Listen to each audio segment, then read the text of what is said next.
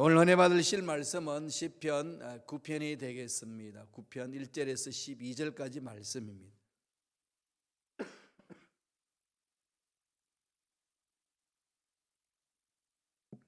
시편 9편 1절에서 12절까지 말씀 합독하시겠습니다. 다 같이 봉독합니다. 내가 진심으로 야훼께 감사하오며 주의 모든 귀한 일들을 전하리이다. 내가 주를 기뻐하고 즐거워하며 지존하신 주의 이름을 찬송하리니 내 원수들이 물러갈 때에 주 앞에서 넘어져 망함이니이다. 주께서 나의 의와 송사를 변호하셨으며 보좌에 앉아서 의롭게 심판하셨나이다. 이방 나라들을 책망하시고 악인을 멸하시며 그들의 이름을 영원히 지우셨나이다. 원수가 끊어져 영원히 멸망하여 사오니 주께서 무너뜨린 성읍들을 기억할 수 없나이다.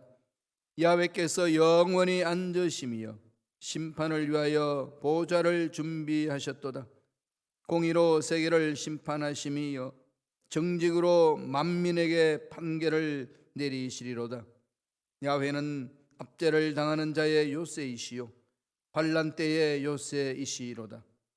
야훼여 주의 이름을 아는 자는 주를 의지하오리니 이는 주를 찾는 자들을 버리지 아니하심이니이다. 너희는 시온에 계신 야훼를 찬송하며 그의 행사를 백성 중에 선포할지어다. 피 흘림을 신문하시는 이가 그들을 기억하시며 가난한 자의 부르짖음을 잊지 아니하시도다. 아멘. 이 말씀으로 전심으로 야훼께 감사하라. 전심으로 야훼께 감사하라는 제목으로 연의 말씀을 나누겠습니다. 오늘 성경 본문을 보니까 다윗이 자기를 미워하는 대적자 원수들로 인하여서 엄청난 고난을 받고 있다는 것을 보여주고 있습니다. 어느 누구도 알아주지 않고 알지도 못하고 호소해도 그들도 보지도 않았습니다. 그렇다고 자기 억울함을 갚기 위해서 세상을 저주하거나 한풀이해야 되겠다는 그런 생각도 없습니다. 그가 택하는 지혜로운 방법을 오늘 시편 9편에서 엎조리고 있습니다. 9편 1절 한번 보실까요? 어떻게 엎조리는지 다 같이 한번 더 읽겠습니다. 내가 전심으로 야훼께 감사하오며 주의 모든 귀한 일들을 전하리이다. 힘들고 어려운 상황 속에서 다윗은 무엇을 결심하죠? 전심으로, 그냥 감사하는 척이 아니라 전심으로 야훼께 감사한다 그럽니다. 힘들고 어려운 상황 속에서 벗어날 수 있는 길을 제시하고 있습니다. 저와 여러분들이 힘들고 어려울 때에 모함을 받을 때 고통을 느낄 때 어느 누구한테도 말할 수 없는 상황에 던져졌을 때에 얼마나 아픕니까? 마음이, 그죠? 외롭고 힘들고 모든 것에서 다 벗어난 혼자 있는 것 같고, 비유적으로 말씀드리면은 공중에 떠 있는 연줄 끊겨 있는 연 같고 어디로 가야 될지 모르는 그런 상황, 정말 답답하죠. 막막합니다. 그리고 사람들이 위로하는 것이 아니라 척 비난하고 책망하는 것, 이런 상황이 있을 때 참 고통스럽잖아요. 그럼 대개는 어떻게 되죠? 감정 폭발이 일어나거든요. 사람이기 때문에, 연약하기 때문에. 다윗은 그런 표현을 하지 않아요. 참 이 9편을 우리 마음판에 깊이 새겨야 됩니다. 세상에 비일비재하게 이런 일들이 일어나지 않겠습니까? 어떻게 대해야 할까요? 지혜롭게 대하는 방법을 가르쳐 줍니다. 야훼를 바라보고 감사하라. 야훼께 감사하라. 오히려 주의 모든 귀한 일들을 전하라. 하나님이 살아계시고 하나님의 위대하심을 전하라는 겁니다. 왜 그렇게 강조할까요? 여기는 다윗이 하나님을 신뢰하는 부분이 있기 때문에 그런 거죠. 하나님은 이런 분입니다. 강조하는 거죠. 하나님 이름, 나에게 하나님은 이런 분이십니다. 이 확신이잖아요. 첫째로 어떤 걸 말하고 있나요? 의롭게 심판하신다. 하나님은 의로우신 분이라는 거죠. 의롭게 심판하신다. 하나님이 반드시 공의로우신 분이기 때문에 공의롭게 다스리시는 거죠. 유야무야하게 넘어가지 않습니다. 좋은 게 좋은 거다, 그래 넘어가는 게 아니에요. 이 사랑의 면에서 다 품어주시는데 공의의 면에 있어서는 철저합니다. 죄는 다 끊어버리시는 거죠. 그래서 의인과 죄인의 구분이 정확하신 분이 하나님이십니다. 그러면 우리가 하나님 편에 서기만 하면 자유함이 있는 거지요. 아무리 하나님 전에 가도 떨지 않는 이유는 하나님 편에 서면 됩니다. 하나님이 내 편이 되도록 몸부림치는 게 아니고요, 내가 하나님 편에 서는 거예요. 하나님 어떤 편에 서 있으신 거죠? 거룩하신 분이죠. 의로우신 분이잖아요. 그래서 그 하나님 의를 사모하는 겁니다. 여러분 차 운전하다 보면 교통순경이 이렇게 가끔 숨어 있잖아요, 그죠? 제가 이제 집에서 교회까지 오는 길목에 교통순경이 어디 숨어 있는지 이제는 다 압니다. 처음에는 몰라가지고 당했는데 이제는 다 알아요. 그런데 아무리 숨어 있어도 당한다 안 당한다 이런 말이 안 나올 수 있는 건 뭘까요? 법규대로 시키면 되는 거죠. 스피드를 내니까 숨었나 안 숨었나 이거 살펴보느라 정신이 없는데요, 정확한 스피드와 교통법규를 지켜나가면 교통 경찰이 숨었던 갑자기 나타났던 전혀 두려움이 없는 거지요. 법대로 사는 자들에게 그렇잖아요. 하나님 말씀에 서 있는 자가 동일하지 않겠어요? 하나님 의를 사모하는 자는 하나님이 임재하실 때는 기쁨이죠. 하나님 면전 앞에 설 때는 기쁨이고 감격입니다. 4절 보실까요? 시편 9편 4절입니다. 다 같이 읽겠습니다. 주께서 나의 의와 송사를 변호하셨으며 보좌에 앉으사 의롭게 심판하셨나이다. 의와 송사를 변호하셨으며 보좌에 앉아서 의롭게 심판한다. 불의한 재판장 같은 분이 아니라는 거지요. 세상에서 판결 내리는 것, 힘 있는 사람 편에 서서 판결 내리는 그런 재판관이 아니라는 겁니다. 힘이 있든 힘이 없든, 가졌든 못 가졌든, 강한 자든 연약하든 하나님은 구분하지 아니하고 정직하게 의롭게 심판하신다. 다윗은 이 하나님을 만나봤습니다. 오늘 저와 여러분들도 이 하나님을 만나는 게 중요하잖아요. 어떻게 만난다고요? 말씀을 읽는 자체가 하나님을 만나는 길이라고 제가 말씀을 드렸습니다. 성서에서 그렇게 가르치거든요. 그래서 말씀과 실험하는 거예요. 오늘 9편 8절도 이렇게 이야기를 합니다. 다 같이 읽겠습니다. 공의로 세계를 심판하시며 정직으로 만민에게 판결을 내리시리로다. 하나님의 공의, 하나님의 정직한 심판 안 바꾸십니다. 하나님 기다려 주시기는 해요. 유보하시긴 하지만은 결코 불의를 감사하진 않아요. 불의는 끊었습니다. 때를 따라서 정확하게 하는 거죠. 그래서 저와 여러분들은 이 하나님의 성품을 처음 하고 나면 맡길 수 있는 거죠. 성서는 그러잖아요. 원수 갚는 것은 내 손에 맡기라. 그건 내 할 일이야. 네가 그냥 가슴 아리하면서 괴로워하면서 원수에 대해서 마음을 품고 있지만 네 속병만 생긴다. 내려놓으라는 거죠. 하나님을 신뢰하면 맡길 수 있는 거 아니겠습니까? 철저하게 하나님 앞에 가는 거죠. 이게 저와 여러분들이 가져야 될 기본 자세라는 겁니다. 공정하게 판단하시는 하나님이 계신다. 하나님은 숨어 계셨어. 내 생각, 내 말, 내 삶을 억울함 당한 걸 다 지켜보신다. 종교개혁자 마틴 루터가 그 말을 많이 했습니다. 하나님은 숨어 계신다. 저와 여러분들이 부르짖어도 응답이 없는 것 같고 힘들고 어려운 상황에 하나님이 전혀 관심이 없는 것 같아도 하나님은 뒤에서 숨어서 섭리하고 계세요. 믿음으로 바라보세요. 영적 눈을 뜨는 게 중요하겠죠. 그런 은혜가 있기를 바랍니다. 두 번째, 하나님 어떤 분이실까요? 약자를 잊지 않으신다. 하나님의 관심사는 어디에 있어요? 약자에 있어요. 그래서 구약 성경에는 뭘 그럽니까? 신약 성경 예수님도 마찬가지고 고아와 과부와 또 나그네를 잘 돌보라 그랬습니다.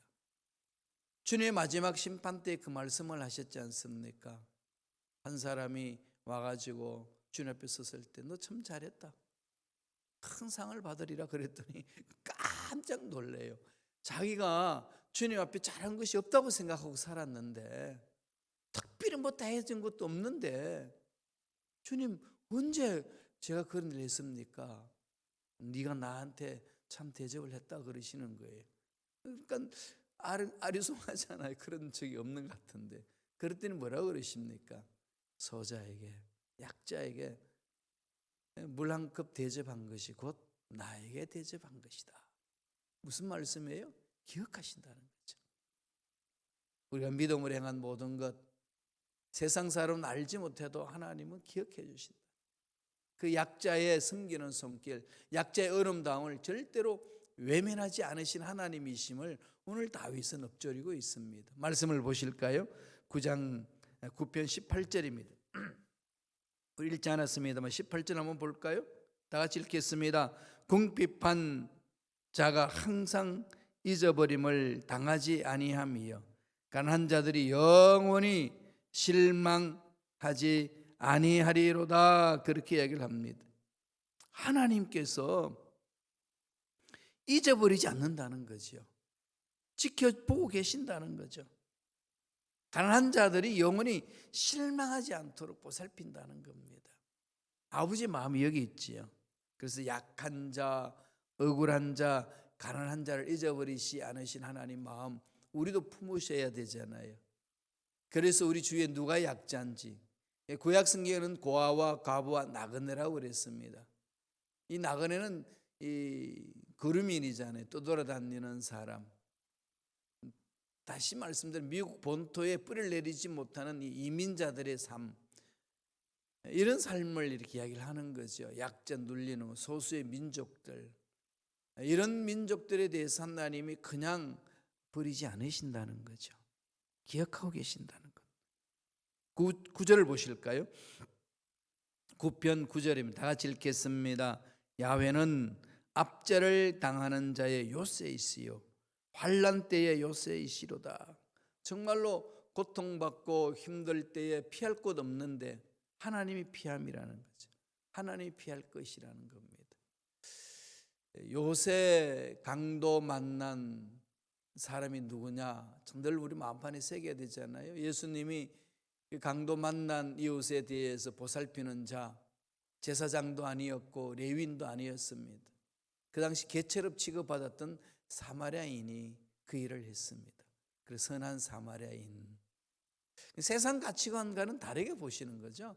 하나님이 우리를 바라보실 때에 세상 가치관에 의해서 보시는 거 아니에요.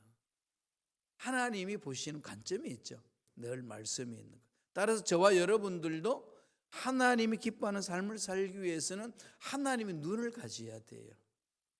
고통당하는 자 편에 서시고 약한 자 편에 서주시고, 그리고 하나님의 말씀 위에서 몸부림치는 자 편에 서주는 겁니다. 눈으로 보기에는 보잘것 없어 보여도. 그래서 하나님 품어주시잖아요. 그러면은 그 압제당하는 사람, 고통당하는 사람들이 피할 요새가 생기는 거지요. 그런 요새가 생기는 겁니다. 지금 이제 미국에서 우리 열심히 우리 목회자들이 운동을 일으킵니다. 교회에서도 그렇고 뉴욕과 뉴저지에서 시작했는데요. 세 번째로 우리 시카고에서 시작이 됐어요. 이민자 보호교회. 이는 어떤 교회, 지금 기존에 있는 교회 그걸 말하는 것이 아니고 네트워크예요. 교회와 교회 간에 서로 연결망을 만들어서 연합운동을 하는 단체입니다. 그 이름이 이민자 보호교회. 서류 미비자들, 엄마 아빠와 같이 왔는데 갑자기 자녀가 아무 비자도 없는 상황, 그래서 공부하기 너무 힘든 상황, 쫓겨나가야 되는 상황, 이런 부분들, 다카의 그 혜택을 누릴 수 있도록 이제 섬겨주고 도와주고 약자들 보살펴주고 차세대 일꾼들을 세워주는 그런 운동을 하는 곳이에요. 여러분 기도하면서 관심 가져주세요. 현재의 강도 만난 이웃들이 누굴까? 그죠? 나그네 거류민들, 떠돌아다니는 자들, 그들이 편히 쉴 수 있는 곳. 교회 공동체는 그런 약자들을 품을 수 있는 곳이 되어야 됩니다. 그래서 서로 미비자로 싱글 마음들, 참 이 코로나 시대 때에 집세를 내지 못해서 어찌할 바를 몰라하는 그들에게, 그래서 우리가 십시일반 모아서 그들에게 후원도 하고 그러고 있습니다. 아버지 마음이잖아요, 그죠? 다윗은 이 하나님 아버지 마음을 알고 있습니다. 그러면서 강조하는 거죠. 야훼는 압제를 당하는 자의 요새이시요 환난 때의 요새이시로다. 이어서 10절을 보시겠습니다. 시편 9편 10절 다 같이 읽겠습니다. 야훼여, 주의 이름을 아는 자는 주를 의지하오리니 이는 주를 찾는 자들을 버리지 아니하심이니이다. 확신을 갖는 거죠. 다윗은 하나님에 대해서 확신이 있습니다. 주의 이름을 안다는 게 뭐죠? 주의 이름이 뭘까요? 권세잖아요. 주님의 권세를 체험한 자죠.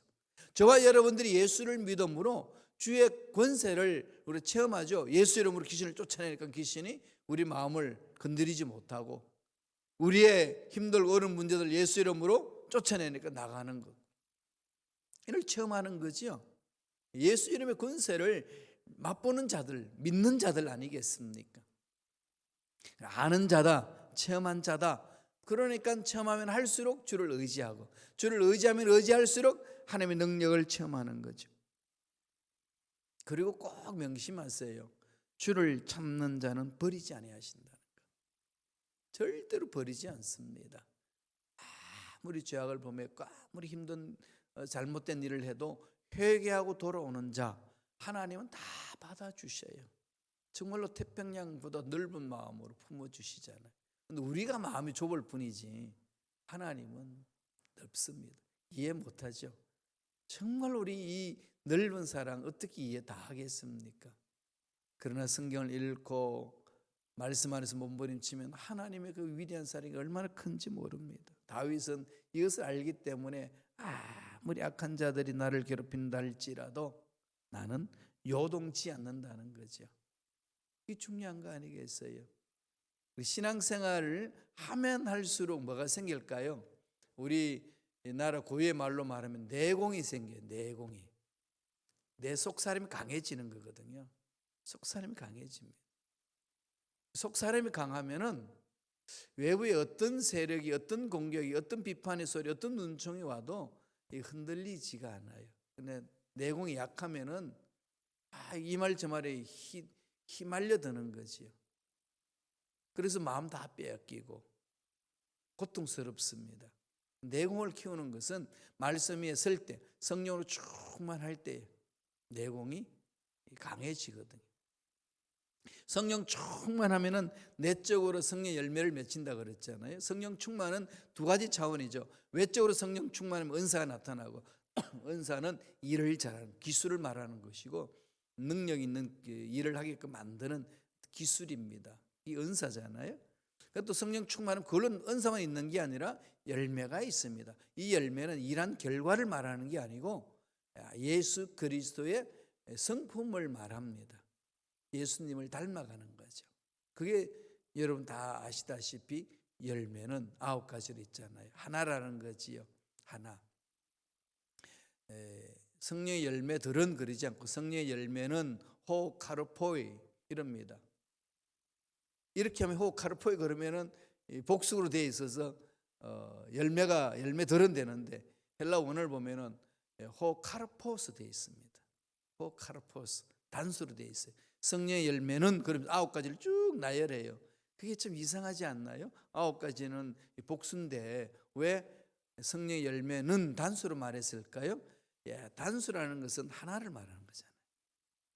성령의 열매 안에 9가지 성품이 있다는 거죠. 사랑과 희락, 가평과 오래 참음과 자비와 양성과 충성과 온유와 절제. 이 9가지가 한 열매라는 거예요. 그럼 우리 9가지를 다 맺어야 돼요. 그 9가지가 우리 내면에 가득 차면은 강한 거죠. 강한 자입니다. 누가 건드리겠어요? 사랑에서 출발해서 컨트롤, 셀프 컨트롤로 이렇게 열매를 아름답게 만들지 않나요? 내공이 강해지는 것. 그러면 원수마귀가 괴롭혀도 흔들리지 않습니다. 하나님은 꼭 기억하세요. 약자를 기억하신다는 것. 버리지 않습니다. 마지막 세 번째로, 하나님은 어떤 분이라고 오늘 다윗은 읊조리시나요? 네, 긍휼을 베풀어 주신다. 긍휼히 여기시거든요. 저와 여러분들이 하나님 긍휼 없이 살아갈 수 있나요? 안 됩니다. 정말 억울함을 하소연할 데가 없잖아요. 백도 없고 돈도 없고 연줄도 없는 사람, 어떻게 누구한테 하소연하겠습니까? 가진 자들이 다 행포를 부리는데, 이때 우리는 엎드릴 수 있는 정의로운 재판장 하나님이 계시거든. 하나님 앞에 억울함을 호소하고 긍휼을 구하는 겁니다. 그런데 하나님은 그 긍휼을 베푸신다는 거죠. 긍휼을 베푸신 하나님, 내 인생을 어루만져 주시고 자녀들의 인생을 어루만져 주시고 앞날을 어루만져 주셔서 참으로 하나님을 기쁘시게 하는 삶이 되게 하시고 하나님이 예비하신 복을 받아서 누리고 나누는 삶이 되게 하여 주옵소서. 그러나 우리가 연약해도 긍휼함을 자꾸 의지해서 부르짖을 수 있는 거거든요. 다윗이 이 확신이 있었기 때문에 정말로 혼자로 생각할 수밖에 없는 상황 속에 있을 때에 그렇게 하나님 앞에 나와서 부르짖습니다. 13절 보실까요? 시편 9편 13절 읽겠습니다. 야훼여 내게 은혜를 베푸소서. 나를 사망의 문에서 일으키시는 주여, 나를 미워하는 자에게서 받는 나의 고통을 보소서.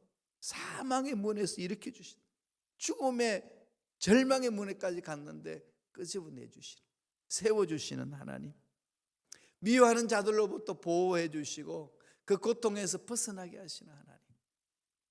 이 하나님만 묵상해도 막 힘이 막 솟아나지 않아요. 그죠? 하나님이 이 모양 저 모양으로 보살펴 주시는 그 손길이 있습니다. 그래서 힘을 얻고 또 일어서고 또 하나님 일을 감당하고 나가는 거지요. 하나님을 바라보면은 그렇게 돕는 사람들을 옆에 붙여주고 서로 눈물로 기도하고 서로 마음으로 한 마음이 되게 하셔서 하나님이 기뻐하는 일을 할 수 있게 해주신다는 겁니다. 코로나 팬데믹 현상 속에 여러 가지 힘들고 어려운 것이 많이 일어나겠지만 하나님 바라봅시다. 긍휼을 구합시다. 그 긍휼을 사모합시다. 그러면은 하나님이 사모하는 자 버리지 않으신다고 약속하셨잖아요. 그럼 독생자도 보내주셨는데 무엇이 아깝다고 독생자로 인해서 구원받은 그들을 구하는 소리에 귀를 막으시겠냐? 들어주신다. 당당해야 되는 거죠. 담대하게 가셔야 됩니다. 시편 9편 19절을 보시겠습니다. 다 같이 우리 한 목소리로 천천히 읽겠습니다. 야훼여 일어나사 인생으로 승리를 얻지 못하게 하시며 이방 나라들이 주 앞에서 심판을 받게 하소서. 자기가 잘났다고 떠들어대는 자 결코 승리를 못해요. 선하게 살면 이 세상에서 올바로 살 수 없고 짓눌린다 이런 생각을 악한 영들이 자꾸 풀어넣어요. 너도 악해야 된다라고. 근데 하나님은 아니라는 거죠. 반대 정신으로 싸우라는 겁니다. 선은 반드시 악을 이깁니다. 이 명제는 잊어버리지 마세요. 우리 역사 속에서 다 체험했잖아요. 악한 것들이 일어나가지고 막 얼마나 사람들을 학살하고 자기 권력을 위해서 그냥 짓밟아 버리고 얼마나 착취를 많이 했습니까? 그래도 그들이 영원하지 않아요. 그 세력이 다 사라집니다. 때가 되면 다 사라지는 거죠. 지금 힘들고 어려운 상황들도 악한 것들이 우리를 괴롭히는 상황도 때가 되면 다 사라집니다. 하나님을 알지 못한 인간들의 장난 멈춰집니다. 두려워하지 마세요. 절대로 두려워하지 마시고 하나님만 바라보시며 나아가시길 바랍니다. 악한 것들 하나님이 정리하신다는 거예요. 이 은혜가 저와 여러분 속에 넘쳐나도록 부르짖는 거죠. 하나님 긍휼히 여겨달라고, 하나님 지켜달라고, 하나님 보살펴달라고, 하나님은 바라봅니다. 그렇게 부르짖음으로 승리를 맛보시길 바랍니다. 오늘 시편 9편은 다윗이 대적들에게 너무 고통을 당합니다. 무슨 일인지는 잘 몰라요. 그러나 다윗의 삶을 보면은 대적이 누군지 알잖아요. 참 많았지요. 사울 왕이 될 때까지 얼마나 고통을 당했습니까? 왕이 되고 난 이후에 다윗은 유다 지파고 사울은 베냐민 지파예요. 유다 지파와 베냐민 지파는 사돈지간 맺었는데도 불구하고 이 사울이 속했던 베냐민 지파의 사람들이 왕이 된 다윗을 향하여 욕을 막 저주를 퍼부었습니다. 네가 우리 지파의 왕을 피하고 네가 왕이 됐냐? 저주를 얼마나 많이 했습니까? 특별히 압살롬이 반역해가지고 도망갈 때 시므이라는 사람이 나와가지고 꼴 좋다, 예? 우리 지파에 있는 왕을 허물고 네가 왕이 되더니 결국 네 왕자리도 뺏기는구나, 이러면서 조롱하고 그랬습니다. 참 다윗이 하나님의 은혜에 사로잡혀서 하나님의 뜻을 따라서 순종해 나가는데 이런 고통이 있을 때 오는 아픔 얼마나 크겠습니까? 몸부림치는 거죠. 하나님, 이 모든 대적 손에서 벗어날 수 있도록 은혜를 달라고, 긍휼함이 넘쳐나게 달라고 그렇게 부르짖습니다.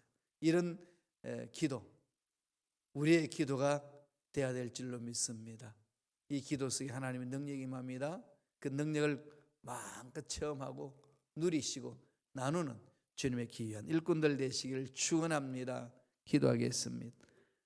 하나님 아버지, 감사와 찬양을 드립니다. 하나님은 죽은 자도 살리시고 없는 것 있게 하시는 하나님이심을 믿습니다. 바를 수 없는 중에도 바르고 믿습니다. 긍휼하게 해주시고 약한 자를 보살펴 주시고 우리를 버리지 않으신 하나님을 바라보며 달려갑니다. 성령님, 강하게 역사하여 주시옵소서. 순간순간 우리의 삶을 지켜주시고 붙들어 주시고 인도하여 주옵소서. 아무리 악한 것들이 난리를 쳐도 하나님은 의롭게 심판하신 분이시기 때문에 모든 것들을 다 정리해 주시고 선으로 악을 이겨낼 수 있도록 이끌어 주시는 분이심을 믿습니다. 역사하여 주시옵소서. 은혜 감사하여 예물 드립니다. 예물 드린 손길 기억하여 주시고 정성으로 드린 손길 축복하여 주시고 하늘 문을 여시사 소원 있고 기도 제목 있는 그 주님 말씀에 응답하여 주시고 앞날에 형통한 놀란 복을 받아 누리는 멋진 삶을 살아가는 복된 손길들 되게 축복하여 주시옵소서. 감사하고 예수님 이름으로 축복하며 기도드리옵나이다. 아멘.